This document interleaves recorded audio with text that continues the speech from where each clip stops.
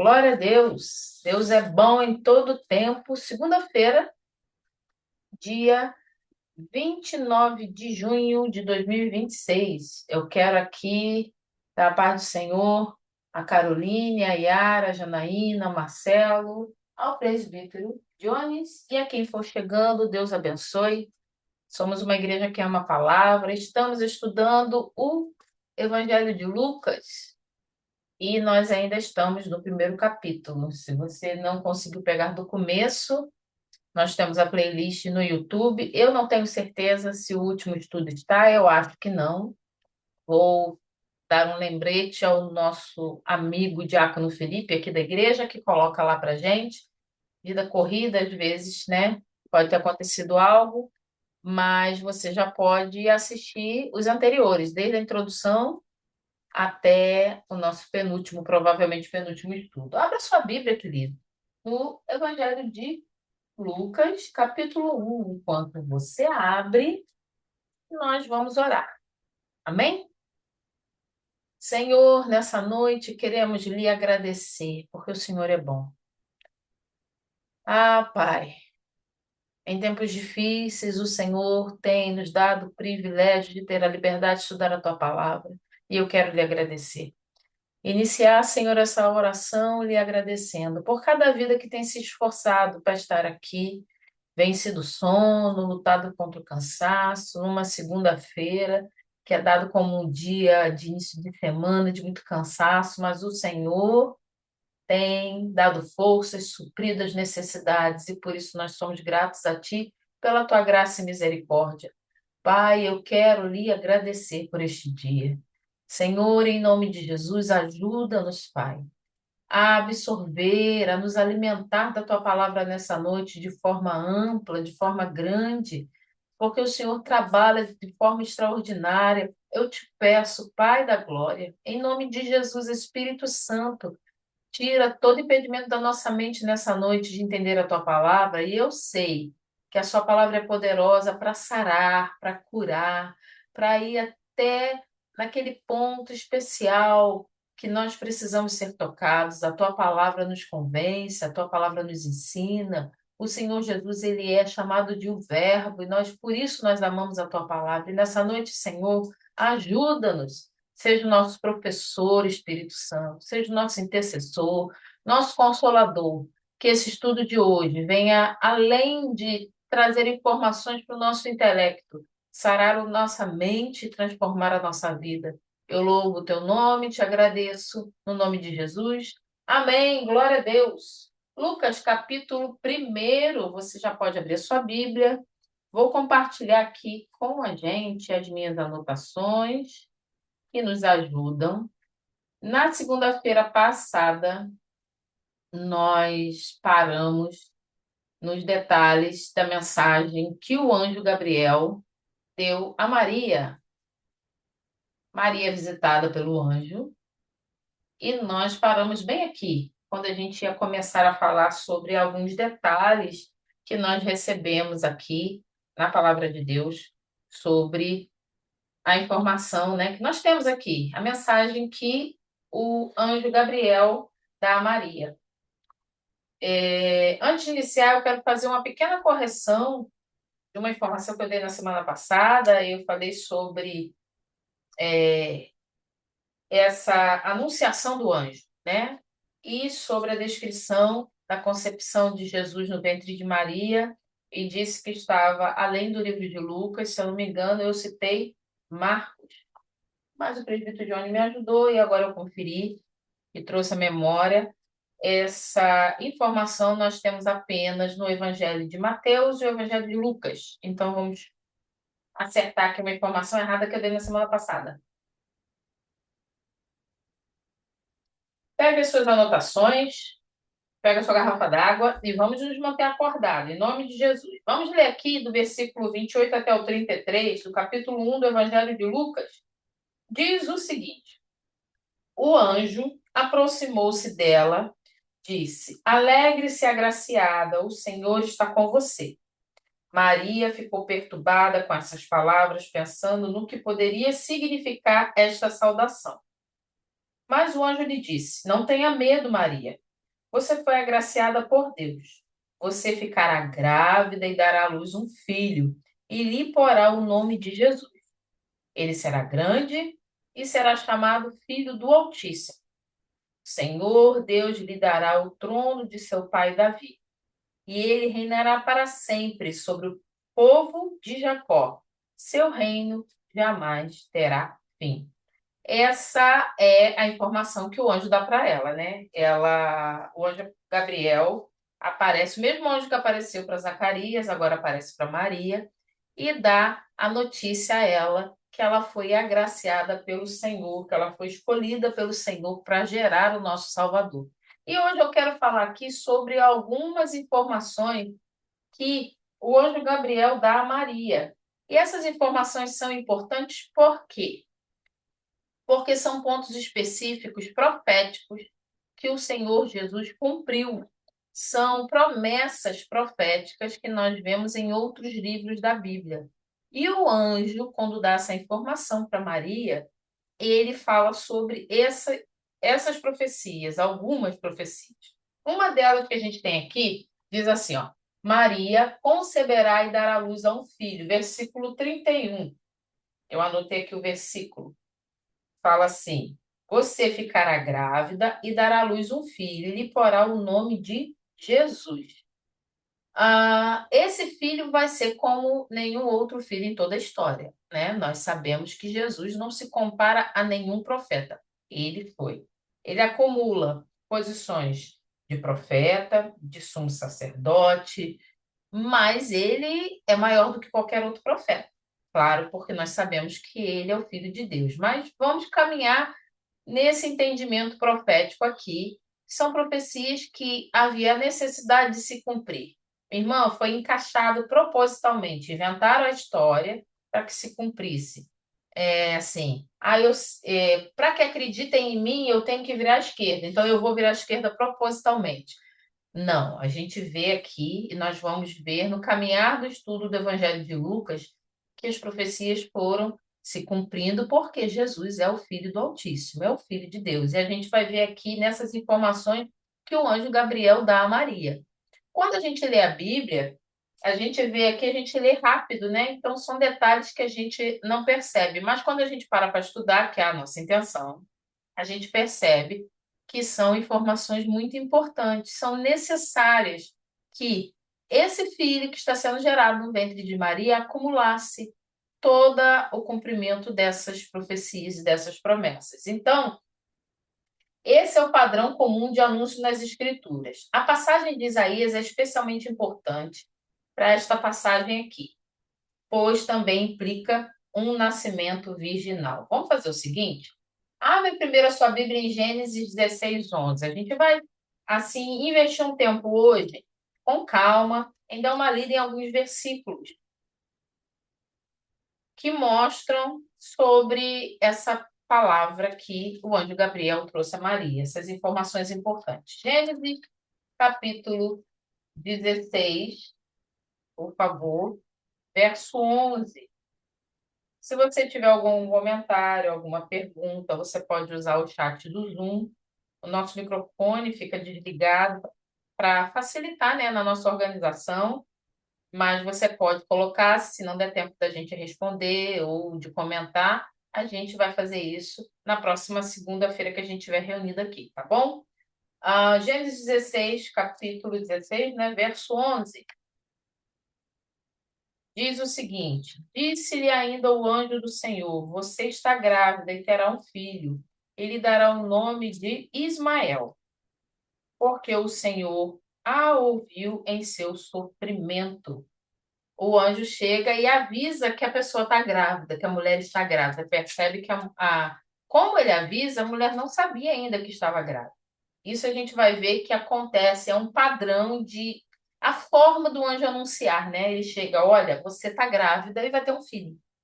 E a mesma forma que o anjo deu a informação aqui em Gênesis 16:11, é o mesmo padrão que ele usa lá no livro de Lucas. Vai para Juízes 13, provavelmente é Sansão.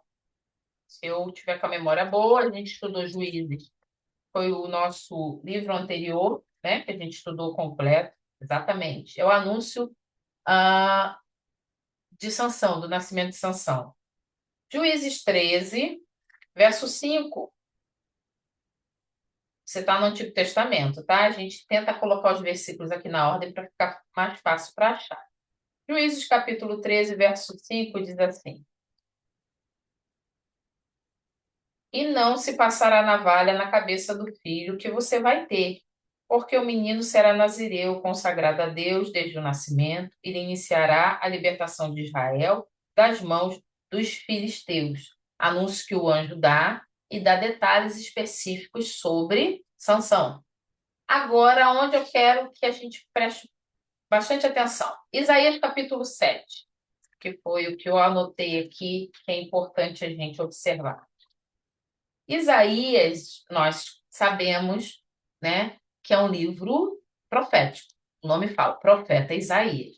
Isaías fala sobre muitas profecias, profecias da vinda do Messias, profecias sobre, né, Israel, sobre Judá, profecias que já se cumpriram, outras que ainda não se cumpriram.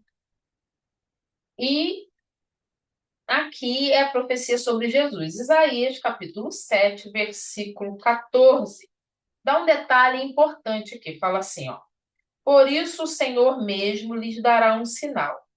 A virgem ficará grávida e dará à luz um filho, e o chamará Emanuel.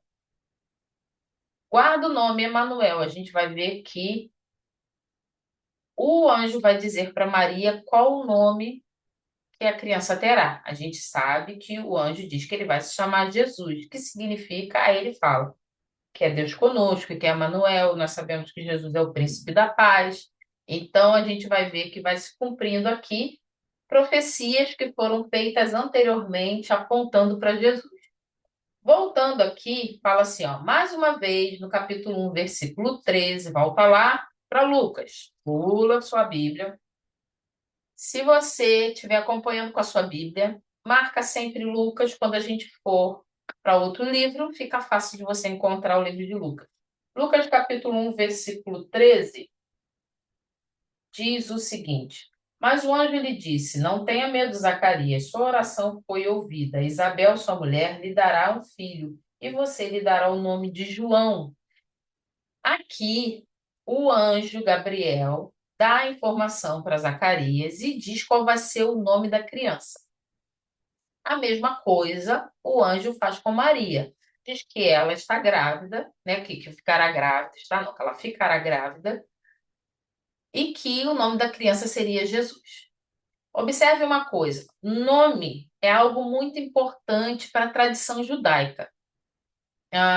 Até hoje, os que são um pouco tradicionais, às vezes não são tão, mas são um pouco, esperam o filho nascer para depois escolher o nome. Eu conheço pessoas que fizeram isso. Espera primeiro a criança nascer, eles são, né, judeus, então a criança nasce, depois eles escolhem o nome. O nome tem um peso muito grande até hoje para a tradição judaica.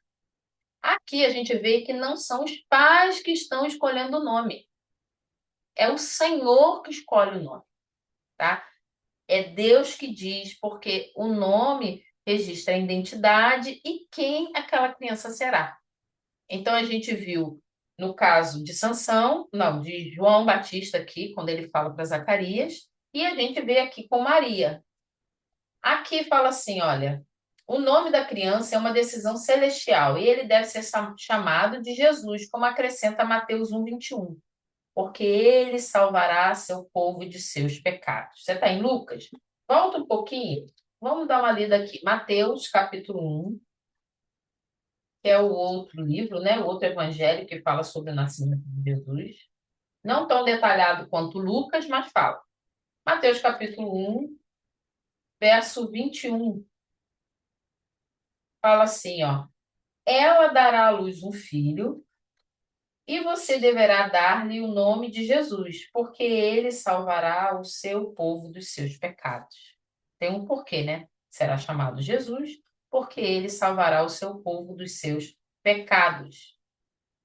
O nome Jesus é o equivalente ao grego do hebraico Yeshua e também Josué. Tem a mesma raiz, são, tá? é o mesma raiz o nome. Significa Yahvé salva. Como no mundo antigo, os nomes dados às crianças refletiam as esperanças dos pais para a criança. Isso mostra as intenções messiânicas de Deus para seu filho. A intenção do pai para com seu filho unigênito, que é Jesus Cristo. Qual era a intenção? Que o Senhor salva. Jesus veio para salvar o que se havia perdido. Amém? Segundo ponto para a gente ver aqui, volta lá para Lucas de novo. Versículo 32, capítulo 1 ainda, versículo 32, diz assim. Vamos lá. Ele será grande e será chamado Filho do Altíssimo. Só a parte A. Ele será grande. A gente viu que João seria grande aos olhos do Senhor, que se refere aos efeitos da missão que foi dada a João. Tanto que Jesus fala que não houve ninguém como nenhum nascido de mulher como, tão grande quanto João. O próprio Jesus fala sobre João de uma forma diferente. Não houve nenhum homem nascido de mulher como João. Claro que ele está falando de profetas humanos, apenas humanos, e não uma pessoa, não tem outro como Jesus. Então ele está falando de pessoas como eu e você. Então ele diz: de homem nascido de mulher não houve nenhum como João. O próprio Jesus fala sobre João. João seria grande aos olhos do Senhor. Fala sobre a missão dele para ser aquele que ia preparar o caminho. Lembra que a gente assim, explicou bastante sobre a missão de João, que João tem o espírito de Elias, que ele está ali preparando o caminho do Senhor.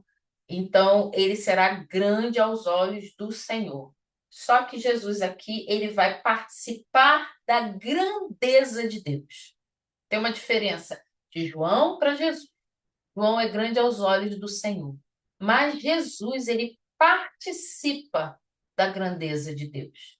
Vamos lá em Deuteronômio. Marca aí a sua Bíblia de novo, um papelzinho, alguma coisa, uma caneta.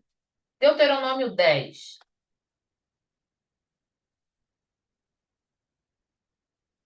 Nós vimos que o Senhor será grande, Jesus será grande. Então, volta para o Antigo Testamento, Deuteronômio Antigo Testamento, capítulo 10, verso 17.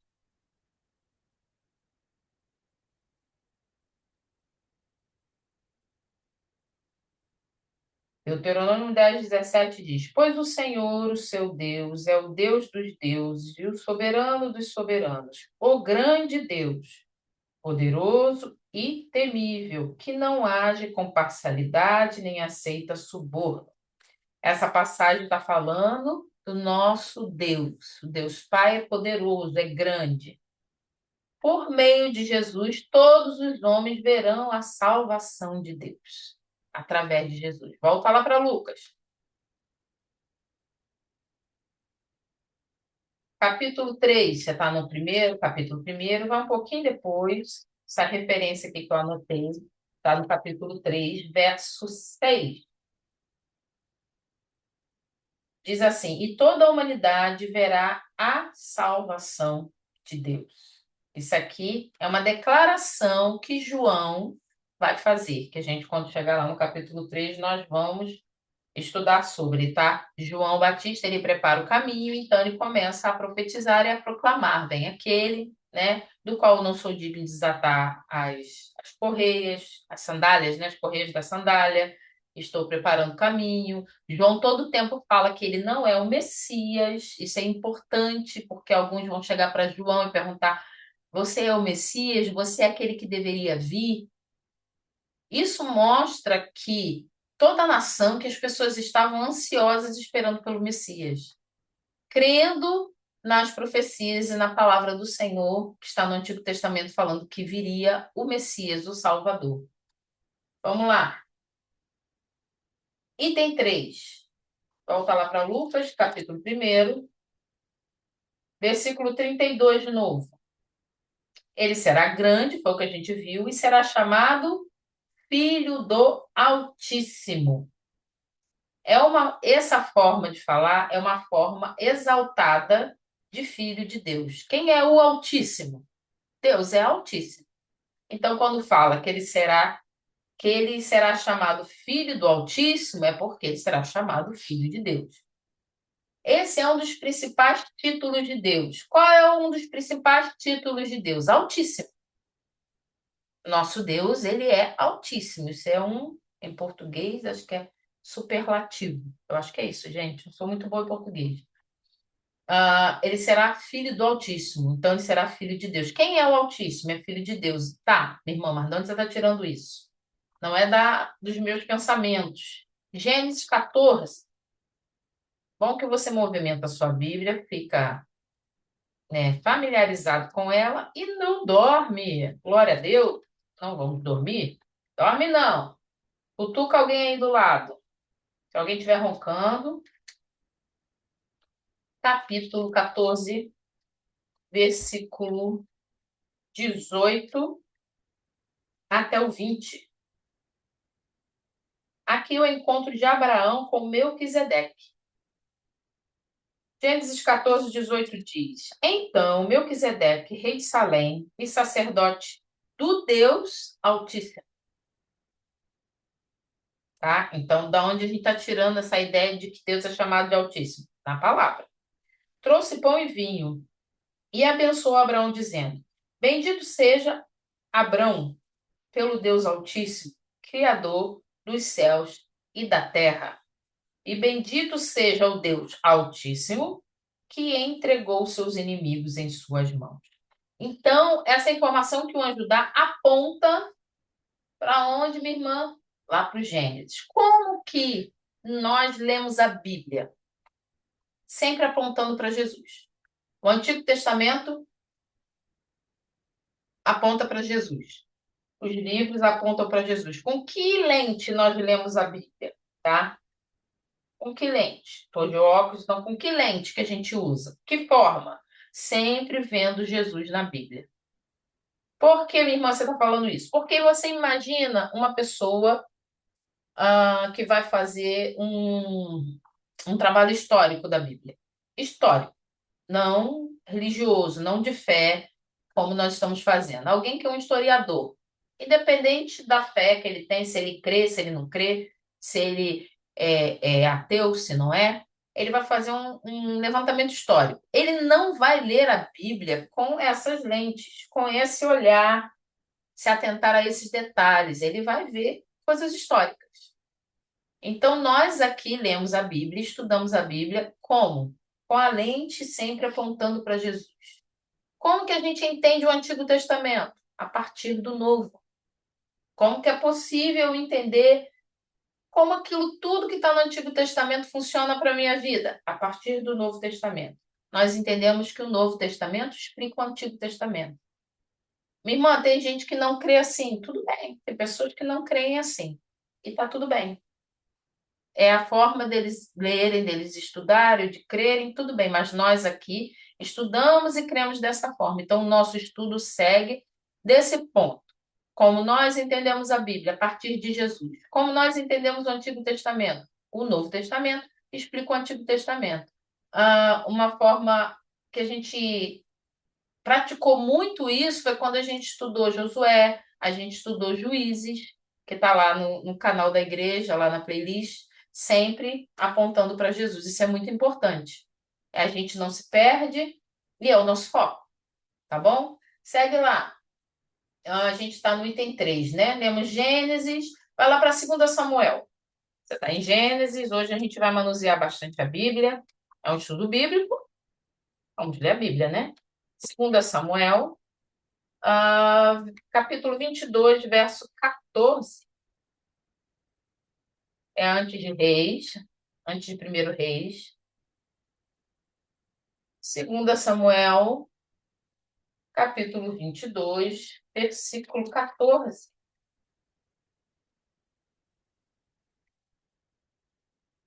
Diz assim: Dos céus o Senhor trovejou, ressoou a voz do Altíssimo. Por que a gente está vendo várias referências? Porque nós precisamos saber quem é esse Deus Altíssimo. Afinal, Jesus, ele está sendo anunciado aqui como filho desse Deus Altíssimo. E quem é? É o Deus. que está citado no Antigo Testamento. É o Deus que falou com Samuel. Então, é o nosso Deus. Vamos lá para Salmos capítulo 7. Salmos 7, versículo 17. Um pouquinho mais à frente da sua Bíblia, você vai passar por Crônicas, por Jó. Salmo capítulo 7, versículo 17. Diz assim: Darei graças ao Senhor por sua justiça, o nome do Senhor Altíssimo cantarei louvores. Ao nome do Senhor Altíssimo cantarei louvores. Então, essa informação que o anjo Gabriel dá a Maria é muito importante, porque são pontos específicos que apontam para o Deus Altíssimo. Quem é esse Deus, né? O Pai do nosso Senhor Jesus. Lucas vai usar esse título com muita frequência. Então, se habitue, Filho do Altíssimo, Filho do Deus Altíssimo. Lucas vai usar isso algumas vezes, então vai se habituando. Quarto ponto, volta lá para Lucas capítulo 1, verso 32 ainda, parte B. Minha irmã, qual é a parte B? É a segunda frase até o final, aí no seu versículo, tá? Diz assim: O Senhor Deus lhe dará o trono de seu pai Davi. Outra coisa muito importante. O povo de Deus esperava, os judeus esperavam que viesse alguém para ocupar para sempre o trono de Davi, porque isso é uma promessa de Deus. A promessa que o Senhor falou através dos seus profetas. O que o anjo está dando como informação aqui para Maria são várias informações muito importantes, porque ela, como serva do Senhor, que ela realmente fala, né? Ela diz que ela é serva, eu sou serva do Senhor, faça de mim conforme a sua vontade. Então, como serva do Senhor, ela conhece as promessas, ela sabe o que o seu povo aguardava. O coração dela aguardava por isso também. Então, dizer que ele iria ocupar o trono do seu pai Davi é exatamente o que eles estavam esperando. Lhe será dado, aqui fala, como Messias real, o trono de seu pai Davi lhe será dado por Deus, recordando o pacto davídico e apontando para seu reinado messiânico como rei. O que é pacto davídico? Deus fez um pacto com Davi, uma aliança, um acordo, prometeu a Davi que o reino de Davi, que o reinado de Davi, que o trono de Davi não teria fim, que seria ocupado por sua descendência. É uma promessa, tá? Seria para sempre, sempre, sempre, eternamente. Então, nós chamamos de pacto davídico. Por que davídico? Porque foi feito de Deus com Davi. Por isso davídico, tá? Por isso esse nome. E esse pacto aqui, essa promessa que o Senhor fez é algo assim que na lógica humana não tem como isso acontecer. Como que um reino, um trono vai ser ocupado para sempre pela descendência de Davi? A gente sabe que na lógica humana isso seria impossível, porque reinos eles se abalam, reinos são destruídos, vem guerras, as pessoas se matam entre si, muita coisa vai acontecendo, né? Ocupações e são vencidos ou vencem, tomam territórios ou perdem territórios. Então, assim, na lógica humana, não é possível. Mas como a gente viu, né, para o nosso Deus, nada é impossível. Vamos, onde é que a gente vai encontrar essa promessa, essa aliança que o Senhor fez a Davi? Vamos ver aqui, 2 Samuel, capítulo 7, verso 13. Continua com Lucas marcado. Volta lá para sua Bíblia. Você está aqui hoje. 2 Samuel, capítulo 7, verso 13.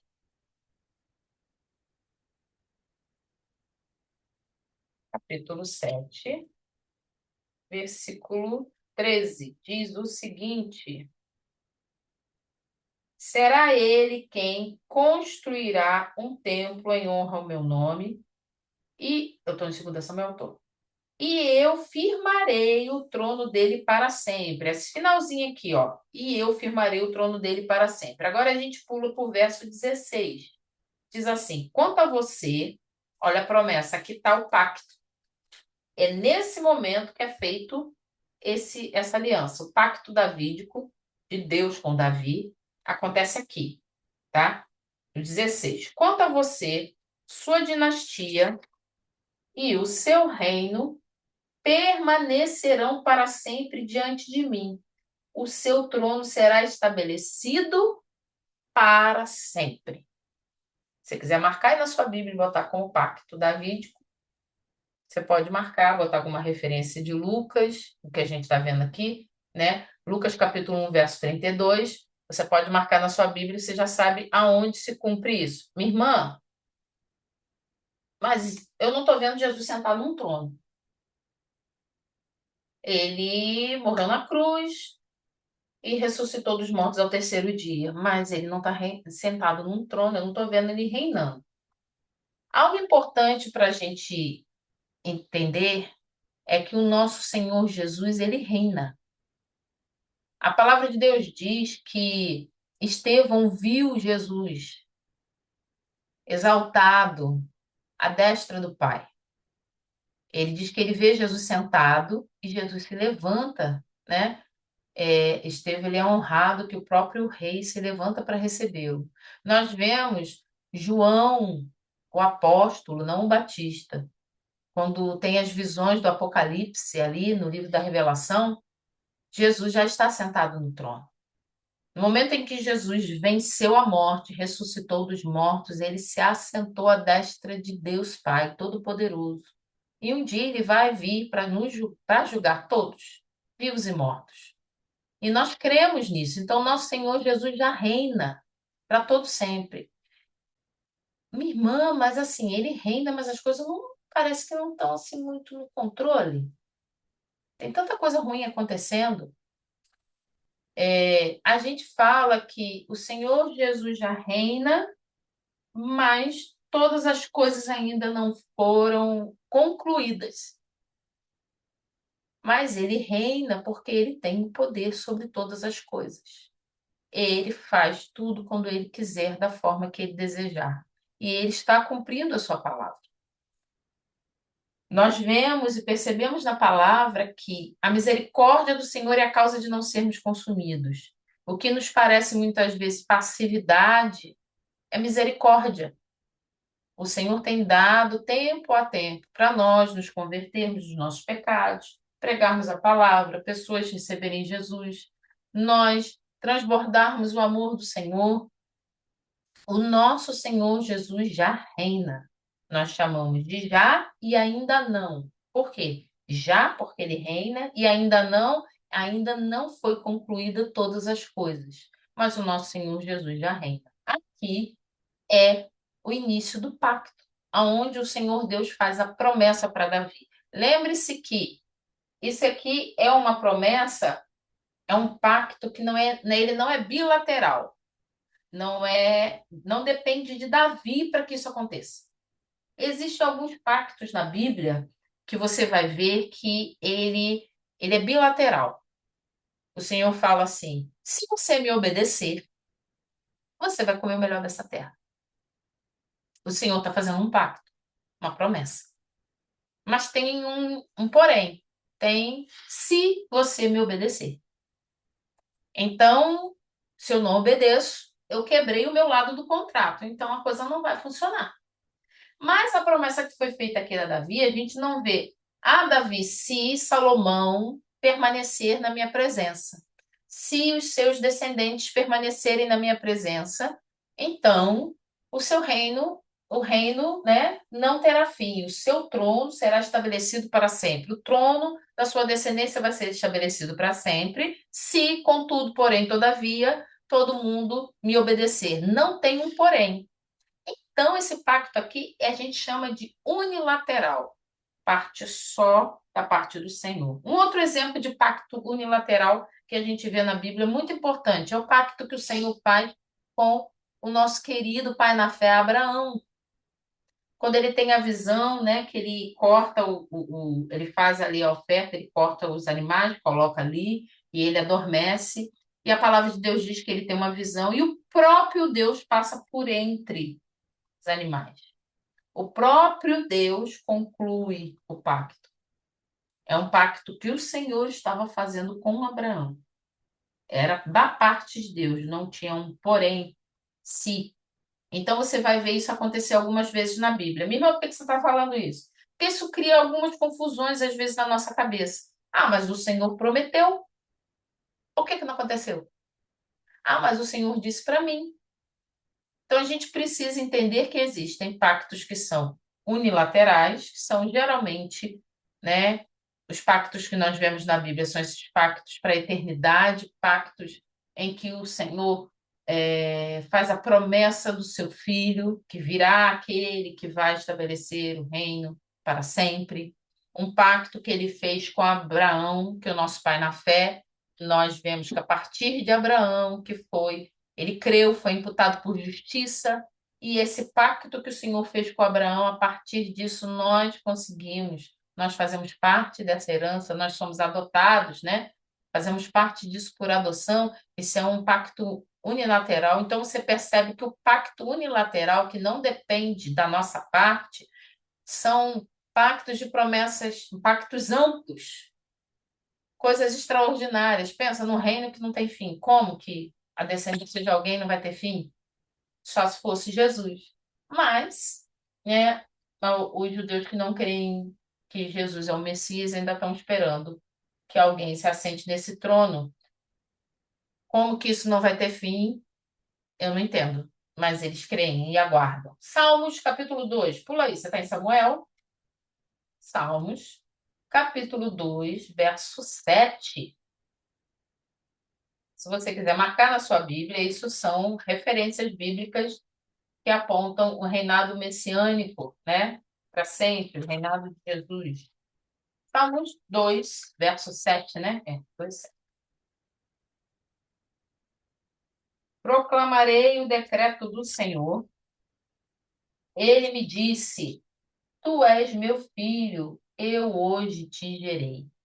Essa referência aqui aponta para Jesus. Eu tenho até anotado aqui algumas referências na minha Bíblia. Atos, capítulo 13, 33 e Hebreus 1, 5. Vamos dar uma olhadinha? Nem está anotado aqui, né? Mas como eu tenho isso aqui anotado na minha Bíblia, é algo que eu com certeza já estudei e anotei. Vai lá para Atos 13, 33. Você vai lá, Novo Testamento, se você não estiver habituado com a Bíblia.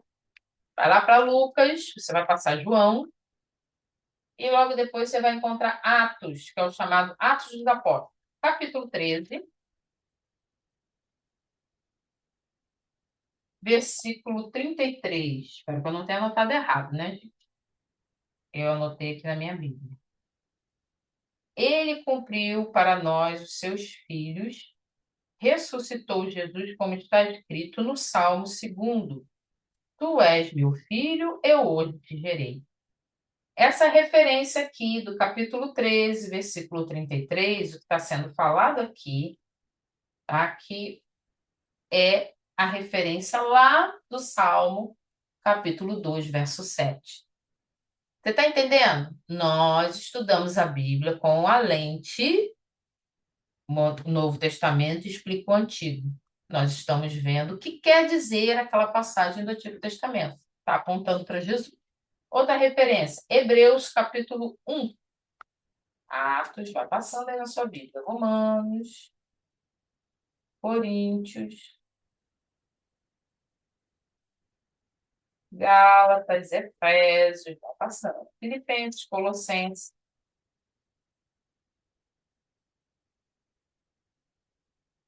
Você vai passar Tito, Filemão, Hebreus, capítulo 1, versículo 5. É citado novamente Salmos 2, verso 7. Hebreus 1, 5. Pois a qual dos anjos Deus alguma vez disse: Tu és meu filho, hoje te gerei. O escritor aos Hebreus ele está fazendo um questionamento. Ele fala assim: Para qual dos anjos Deus alguma vez falou isso? Tu és meu filho, hoje te gerei. Então, o escritor aos Hebreus, ele está citando, né? É uma pergunta que ele faz. Ah, o restante também? É, outra vez eu serei seu pai, é esse que você está falando? Tu és meu filho, hoje eu te gerei? Sim, é uma pergunta. Então, você não fez. Ah, ok. Então, o escritor aos Hebreus, ele está fazendo uma pergunta. Ele diz: qual aos anjos, pois a qual dos anjos Deus alguma vez disse: Tu és meu filho, hoje te gerei? Ele faz essa pergunta. E está citando Salmos, capítulo 2, verso 7. Então, isso são referências bíblicas da profecia que o anjo Gabriel está fazendo a Maria. Vai lá, você está em Salmos 2. Volta lá para Salmos, né? Vamos para Salmo 89. Está no 2. Você pula lá para 89.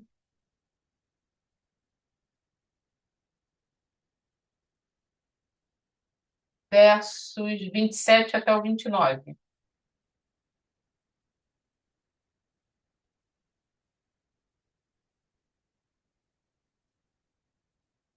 Também o nomearei meu primogênito, o mais exaltado dos reis da terra. Manterei o meu amor por ele para sempre, e a minha aliança com ele jamais se quebrará. Firmarei a sua linhagem para sempre, e o seu trono durará enquanto existirem céus. É uma forma poética do Salmo de dizer que o trono iria existir para sempre.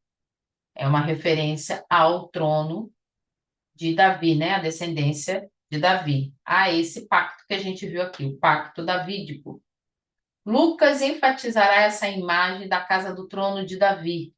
O fato de Jesus ter cumprido as expectativas do Messias davídico no Antigo Testamento foi muito importante para a igreja primitiva por óbvias razões. A igreja primitiva, ela vai usar isso como também parte da base de alicerce da sua fé. Volta lá para Lucas. Lucas, capítulo 1, a gente ainda está ali analisando as profecias, em algumas linhas, as profecias que o anjo fala ali para Maria. Versículo 33 diz assim: E ele reinará para sempre sobre o povo de Jacó. Seu reino jamais terá fim. Esse reinado messiânico significa que a criança reinará sobre os descendentes de Jacó para sempre. Tal promessa reflete Isaías 9:7. Ele reinará no trono de Davi. Então, aí você vai falar assim, meu irmão, você está falando a mesma coisa que eu tinha falado antes. Não, o trono seria eterno. Aí agora diz que quem vai estar nesse trono é essa criança que será gerada no ventre de Maria. Entendeu? O trono será eterno. Mas quem é que vai estar sentado ali? Essa criança. Ele vai reinar eternamente. Vamos lá novamente. Isaías 9. Volta para Isaías. A gente leu o 7, agora a gente vai ler o 9, verso 7. Isaías capítulo 9, verso 7. Isaías, Antigo Testamento, diz assim: Ele estenderá o seu domínio e haverá paz sem fim sobre o trono de Davi, e sobre o seu reino estabelecido e mantido com justiça e retidão, desde agora e para sempre. O zelo do Senhor dos Exércitos fará isso. Então, ele estenderá seu domínio e haverá paz sem fim sobre o trono de Davi e sobre o seu reino. Então, ele reinará, ele vai sentar nesse trono. Ah, e as profecias do reinado eterno de Davi em 2 Samuel 7, 13, 16, que foi o que a gente já leu, Salmos 89, Salmo 132, Isaías 9, 6 e 7. Agora eu quero ler aqui, a gente leu Samuel, né? 2 Samuel 7, 13 e 16, a gente leu o Salmo 89, mas não é o mesmo versículo. Vai lá para Salmo 89 de novo. Salmo 89, verso 3 e 4.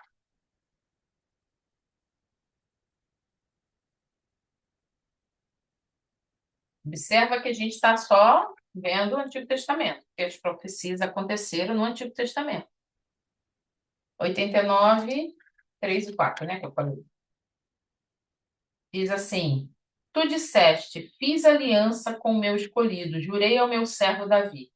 Estabelecerei a tua linhagem para sempre e firmarei o teu trono por todas as gerações.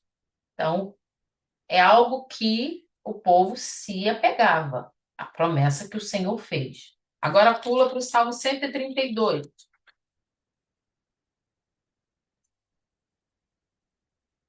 verso 11 e 12.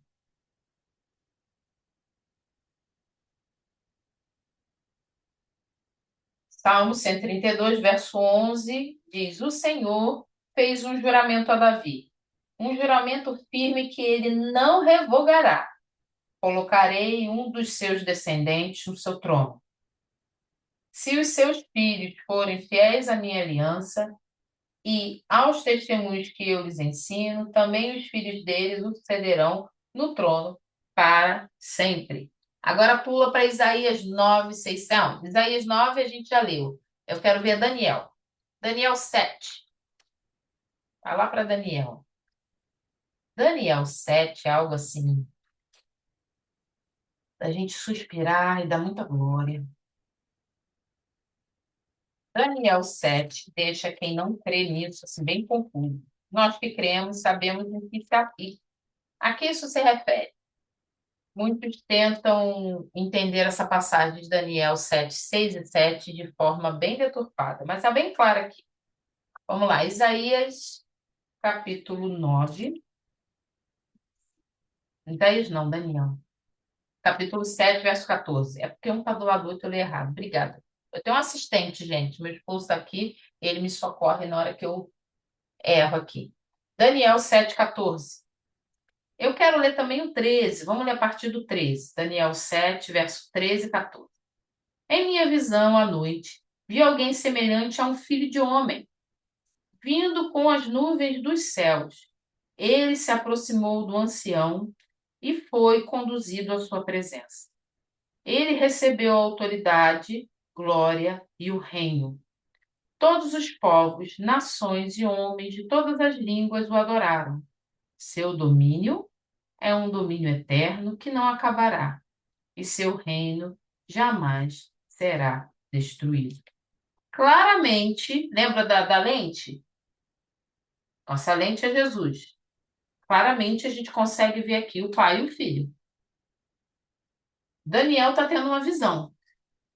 Ele tem um sonho e nesse sonho ele tem a visão que ele fica perturbado e ele ora e depois ele vai pedir interpretação do sonho. É quando a gente vê a dificuldade dele entender que o anjo vem explicar para ele, mais uma vez, o anjo Gabriel.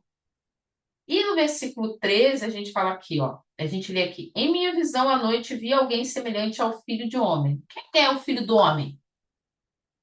Por que Jesus se identifica como filho do homem? Várias vezes no Novo Testamento a gente lê, né, filho do homem. E a gente fica, que negócio de filho do homem, por que isso?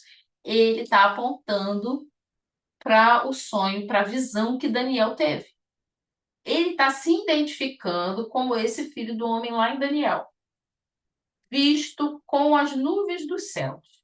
Ele se aproximou do ancião. Em algumas traduções diz ancião de dias. Se eu não me engano, anteriormente aqui, se você ler depois o capítulo 7, você vai ver que Daniel fala do ancião de dias. Ele se aproximou do ancião e foi conduzido à sua presença. Esse ancião aqui é o pai. Versículo 14. Ele recebe do pai, tá? Esse ancião aí é o pai. Acompanha aí o raciocínio. Versículo 14. Ele recebeu autoridade do pai, glória e o reino. Todos os povos, nações e homens de todas as línguas o adoraram.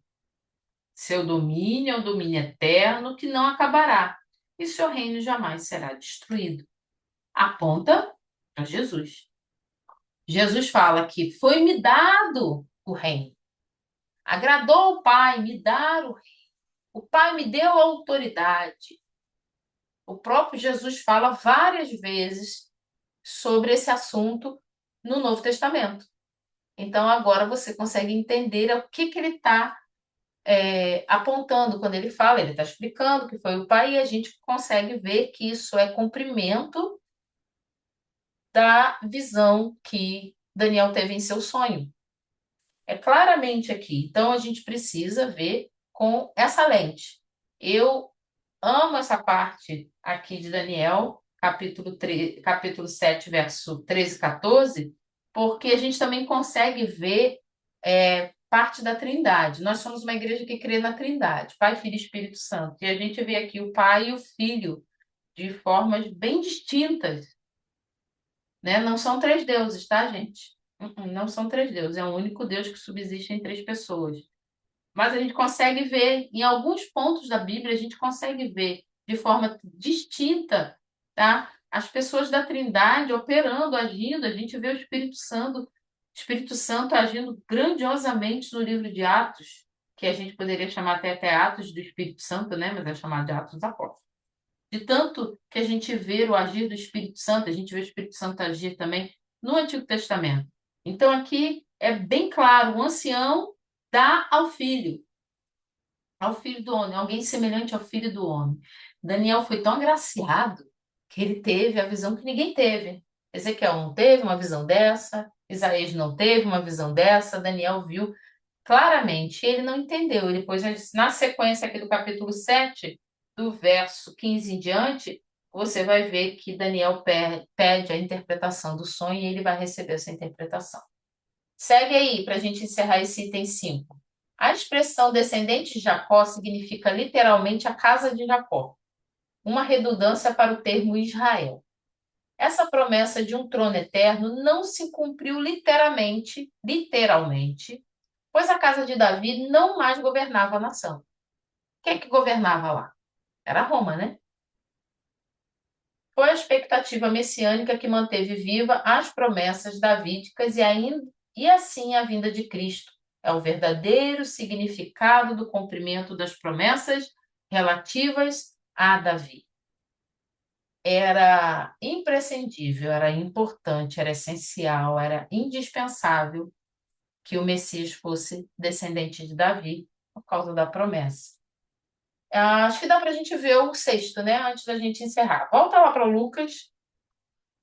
Vamos ver o último item aqui, o sexto, verso ainda 33.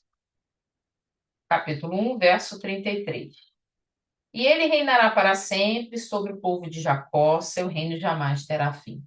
A conclusão da lista é a promessa sumária de que seu reino não terá fim, especialmente o cumprimento da promessa de Daniel 7,14, que a gente leu, de que seu domínio é um domínio eterno que não acabará e seu reino jamais será destruído. O governo eterno do Messias é uma característica importante da teologia de Lucas. Em Lucas, a gente vai ver muito sobre o reino eterno, sobre Filho do Altíssimo, o Filho do Homem. A gente vai ver muito sobre essas expressões. Então, é importante que a gente inicie com o entendimento dessas expressões. Por quê? Quando a gente estiver nos próximos capítulos, a gente não precisa ficar explicando esses termos e o cumprimento dessas profecias.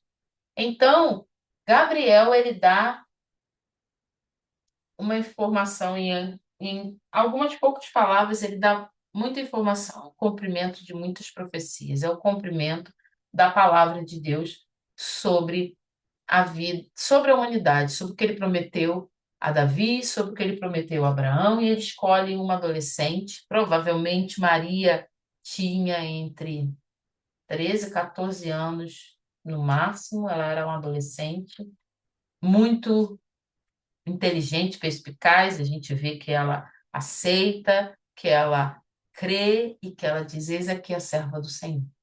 Amém? Glória a Jesus. Já estamos quase encerrando, já são 10 da noite aqui onde nós estamos. Eu quero aqui ver se nós temos alguma pergunta, algum comentário. Glória a Deus, aleluia. É importante a gente entender uma coisa. Esse Deus aqui, que nós estamos estudando, ele não é um Deus que ficou lá naquele tempo. Ele não é um Deus que, ele fez realmente, ele nasceu de Maria, ele escolheu uma jovem e, e ela concebeu, deu à luz, né? O Espírito Santo a envolveu e ela deu à luz ao Filho de Deus e tal, tantos milagres, tantas coisas. Mas aquilo está lá atrás, meu irmão, é muito tempo atrás. São mais de 2000 anos atrás. Agora já não é a mesma coisa. Lembra que a gente falou que o nosso Senhor Jesus reina? Ele reina hoje, agora, já. Lembra do já ainda não? Ele já reina. Então está tudo completo no nosso tempo ainda, no nosso tempo, tá? Porque no tempo de Deus tudo foi completo, já está completo, porque a palavra de Deus diz que um cordeiro foi preparado antes da fundação do mundo, antes que houvesse pecado, antes da criação de Adão. O Senhor já tinha preparado a solução do problema. O cordeiro já tinha sido preparado. Então, no nosso tempo ainda não está concluído. Mas o nosso Senhor Jesus reina. E eu quero convidar você a crer nisso. Ele está sentado no trono. Ele tem o controle de todas as coisas. Meu irmão, eu olho, está tudo tão bagunçado. Parece que está tudo tão fora de controle, né? Tanta maldade, é tanta coisa triste. Mas tem muita coisa boa. Tem muito amor. A palavra de Deus está se cumprindo. Mas a gente lê, né? A gente lê o Apocalipse, não é algo para se assustar, é para alegrar o nosso coração, porque diz que o Senhor Jesus secará dos olhos toda lágrima, não haverá tristeza nem dor, não haverá mais maldade. É o reino do Senhor para todo sempre, um reino de justiça, de amor, um reino eterno que não tem fim e já está reinando hoje. E eu quero convidar você a viver esse reino, a entrar nas regras desse reino. Você que está participando com a gente hoje nesse estudo, o Senhor te trouxe aqui e você está se prontificando a entender das leis desse reino. Que leis são essas? Essa é da Bíblia. Isso aqui é a lei do reino. É a lei do reino. Aqui está o que nós devemos fazer, o que nós devemos crer, como nós devemos ser, aqui, através da lei do reino do Senhor, da palavra do Senhor, nós conhecemos Jesus que já reina, que está sentado no trono e reina para sempre com justiça, igualdade, com amor, com poder, com autoridade, com força, misericórdia. Ele já reina. Não deixa passar a oportunidade de pertencer a esse reino, se por algum motivo você não conhece Jesus por inteiro ainda, caiu de repente de paraquedas, como a gente fala, né? Ou talvez você até está congregando em algum lugar, numa igreja, mas por algum motivo o seu posicionamento não é exatamente como deveria estar ou como já foi, e você já está tendo esse entendimento. Quero convidar você nessa noite a se arrepender.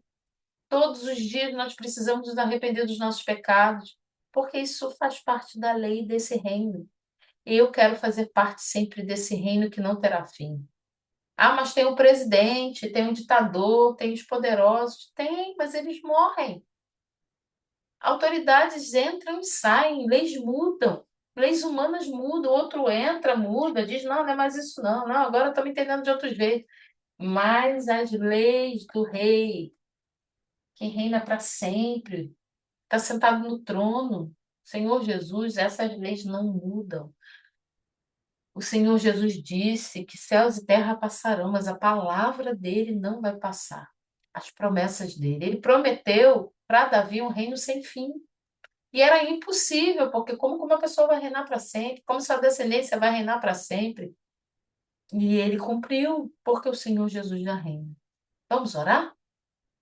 Senhor, nessa noite eu quero lhe pedir perdão pelos nossos pecados, pelas vezes que duvidamos do seu reinado, da sua força, do seu poder.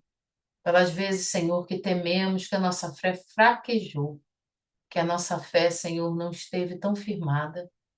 Nos perdoa, Senhor. Perdoa as nossas falhas diárias, constantes, pecados, Senhor, que ainda não conseguimos abandonar. Pai, o Senhor já reina e tem poder e poder sobre o mal. E eu lhe peço, no nome de Jesus, tira de nós todo pecado, todo domínio do pecado. Domina sobre nós, Senhor. Domina sobre nós, que o pecado não nos domine mais, porque nós abandonamos nessa noite, no nome de Jesus, no teu nome, abandonamos todo o domínio do pecado. Nós nos arrependemos, pedimos perdão, Senhor. Peça perdão por aquele pecado que veio no teu coração e na sua mente agora. Você pode dar o nome desse pecado diante do Senhor. Diga para ele o nome desse pecado que você se arrepende. E nesse momento, você deixa de estar debaixo do domínio do reinado desse pecado, para participar, para estar debaixo do domínio do reinado de Jesus. Senhor, nós nos arrependemos. E eu quero, Pai, nessa hora também lhe agradecer pelo seu perdão. Fortalece-nos nessa semana, que estejamos firmes, Senhor, caminhando nesse reino que não terá fim. Obrigada, Jesus, porque o Senhor é um Deus que cumpre o seu pacto, cumpre a sua aliança e cumpre a sua promessa. Te louvamos e te agradecemos. No nome de Jesus, amém. Eu quero agradecer, glória a Deus, a Aline. Obrigada, Aline. Pastora Flávia, Caroline, louvado seja o nome do Senhor por sua vida. Diaconisa Fabiana, Yara, Deus abençoe, Janaína e Marcelo Seixas. Seja bem-vindo, Marcelo, em nome de Jesus. Você é muito bem-vindo aqui toda segunda-feira. Deus te abençoe. Presbítero Jones, meu assistente, muito obrigada. Deus abençoe sua vida. Gente, bom descanso. Até segunda-feira. Logo que eu tiver o link do estudo no YouTube, vou colocar ali no grupo e você pode assistir novamente e compartilhar para quem você quiser. Beijo, Deus abençoe e até segunda.